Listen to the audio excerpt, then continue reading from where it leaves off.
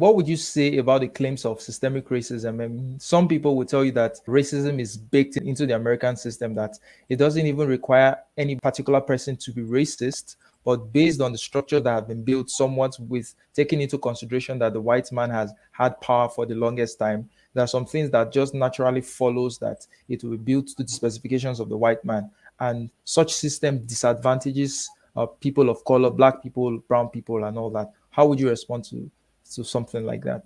I would say instead of trying to prove it's not true, I would assume it's true and say, then what do we do? If the system itself is racist, regardless of some of the people, white or non, not being racist, it's just because the system is built that way. And we've been trying to fix this system for decades, and we've made it better, but we haven't fixed it. Some of the people, if you listen to them, they sound like it's no different, right? They sound like, this whole system is bad. The system is rigged against certain people. Well, we've been saying that for, they said it 100 years ago, they said it 50 years ago, they said it 10 years ago, they're saying now.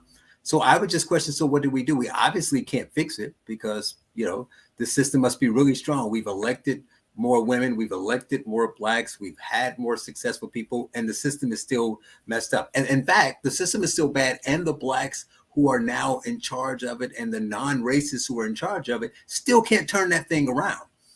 So it has to beg the question, not whether they're right or wrong, but if they're right, what do you do then? Because the system must be stronger than any man alive.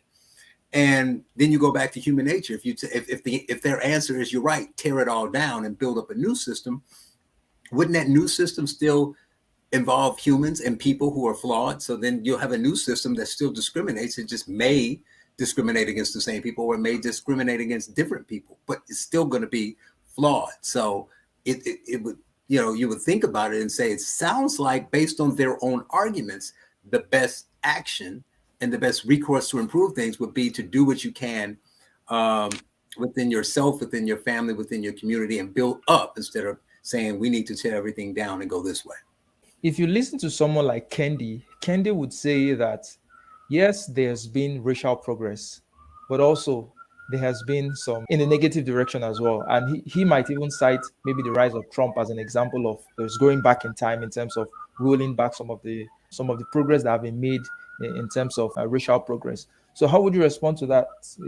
Isn't it possible that even though there's been progress in certain quarters, then things have also gotten bad in other quarters as well? Of course, that's possible. The question is it what caused it? Is it the system or is it something else?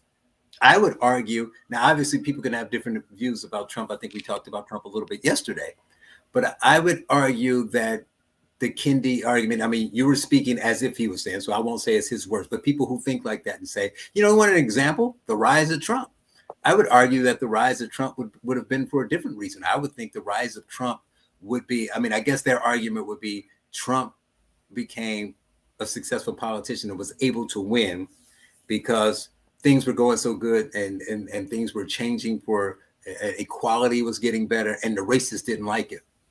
But if we want to buy that argument, wouldn't we have to ask all the questions to see if it's true? It's like a scientific examination. We're doing this research and we get this information, but we have to test the theory to see if it's true. So we'd have to wonder why someone would want racial equality and want the country to do better for minorities, vote for Obama twice, and then vote for Trump. Because that's not 10 or 20 people. There were, hundreds of thousands of people who did that. So what was the rise of Trump in them that made them say, no, I like this. This is what I want. You have to ask yourself however Trump won in 2016, he was making some really, bold statements that many people thought were racist. And whether they were or not, they were definitely painted that way. He was painted as a racist, a misogynist, a sexist, hated minorities, anti-black, Klan member, white nationalist, the whole thing. So why did he get more votes from every minority group? He lost because he lost white men, but he got more Hispanic votes, more Hispanic women votes, more black men votes, not so necessarily black women, but, Muslim Americans, everybody. He got more votes from every minority group except for black women. So you can't really just, be lazy and say Trump happened because of white people who were, displeased with the success of Obama. So it had to be other things. It had to be people who saw in their neighborhoods and in their particular communities and their lives, the plant closed, or, whether the stats say it's true or not, they felt that illegals were coming and taking their jobs. And then he said that, and they were like, I agree with that guy, right? So they want to argue whether it's right or wrong, but that's a different argument. The argument is what caused the rise of Trump.